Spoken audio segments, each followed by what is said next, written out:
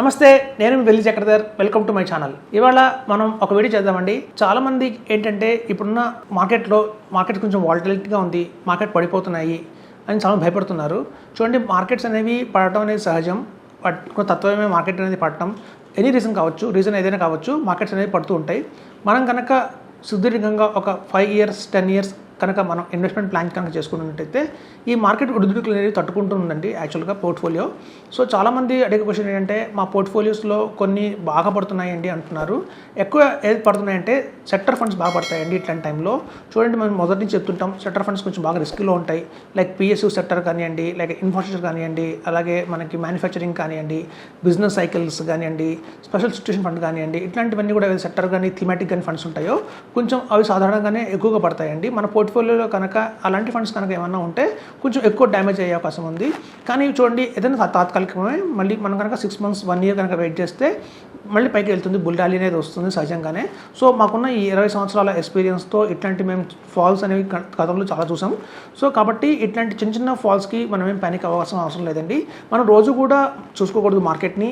ఎప్పుడైతే మనం 5 years origin 4 years origin అని చెప్పుకుంటున్నామో, అంటే ఒక ఇన్వెస్ట్మెంట్ చేసిన తర్వాత గణనీయంగా 4 ఏళ్ల నుంచి 5 ఏళ్ల దాకా ఆగమని చెప్తున్నామో, అప్పటిదాకా మనం ప్రతిరోజు కూడా మార్కెట్ని చూసుకోకుండా ఏదో ఎప్పుడైనా అవకాశం జరిగినప్పుడు ఒక 3 నెలలకో 4 నెలలకో చూసుకుంటే సరిపోతుందండి. ప్రతిరోజు చెక్ చేసుకుంటున్న వల్ల జరిగే ప్రాబ్లం ఏంటంటే మనకి చూడండి, పానిక్ అవుతాం, అనవసరిగా మన ఫండ్స్ పోతున్నాయి, మన ప్రిన్సిపల్ కూడా తగ్గింది అని ఇట్లాంటి థాట్స్ వస్తుంటాయి.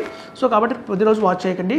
మార్కెట్ని ఒక 3-4 months అట్లీస్ట్ మీరు మర్చిపోండి, చూడకుండా ఉండండి. మీ పోర్ట్ఫోలియోని ఆటోమేటిక్గా సెట్ అవుతుంది. అలాగే ఎస్ఐపిలో ఉన్నంత మాత్రం మనకి ప్రాబ్లం లేదు, ఎస్ఐపి అవుతుంటుంది కాబట్టి కొంచెం రిటర్న్స్ కూడా యూనిట్స్ కూడా ఎక్కువ వస్తుంటాయి.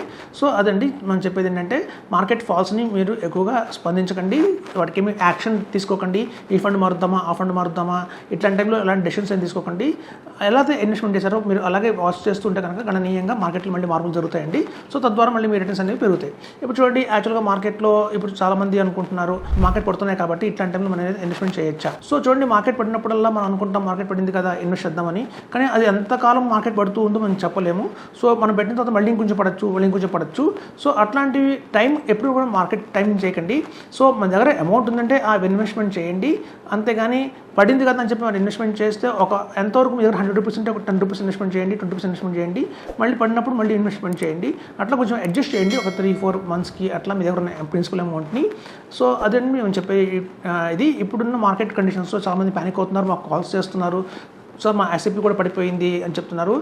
మ్యూచువల్ ఫండ్స్లో ఏంటంటే మీరు ఎప్పుడైతే ఎస్ఐపి మొదలు పెడతారో, గత 1-2 సంవత్సరాల క్రితం దాకా ఉన్న ఎస్ఐపీలు ఎప్పుడైతే మొదలు పెడతారో అవి కొంచెం నెట్ రిటర్న్ చూసే అవకాశం ఉందండి. ఎందుకంటే మనం చాలా హైలో కొన్నాం. మీరు చూస్తే 2023 December నుంచి కూడా మంచి ర్యాలీ అనేది వచ్చింది. 2024 January నుంచి కూడా దగ్గర మనకి మంచి ర్యాలీ అనేది ఉంది మార్కెట్లో. సో అట్లా ఎప్పుడైతే బుల్ రన్లో మీరు కొనుక్కుంటూ వచ్చారో ప్రతి ఒక్క ఎస్ఐపి వాల్యూ ఇప్పుడు మనం గణనీయంగా హైలో కొన్నాం కాబట్టి ఇప్పుడు ఫాలో అవుతుంది. సో ఈవెన్ ఎస్ఐపి రూపంలో వెళ్ళిన వాళ్ళకి కూడా కొంచెం బాగానే నెట్ రిటర్న్స్ కనిపిస్తున్నాయి రీసెంట్గా మొదలుపెట్టిన వాళ్ళకి. సో కాబట్టి ఏంటంటే మేము చెప్పేది ఒక 5 years ఆరిజిన్. మనం కనుక 5 years కనుక ఉండి తర్వాత కనుక మనం చూసుకుంటే అది పిఎంఎస్ కావచ్చు, స్మాల్ కేస్ కావచ్చు, అలాగే ఏఎఫ్ కావచ్చు, మ్యూచువల్ ఫండ్స్ కావచ్చు, ఎనీ ఈక్విటీ ప్రోడక్ట్ కండి 5 years అనేది మినిమం ఉంటుంది. సో అలా మినిమం కనుక 5 years పెట్టుకున్నాం కాబట్టి తాత్కాలికంగా వచ్చే ఒడిదుడుకుల వల్ల మనకి ప్యానిక్ అవ్వకండి. సో తద్వారా కనుక మీరు వెయిట్ చేస్తే మంచి రిటర్న్స్ వస్తాయని చెప్తున్నాను. Thank you.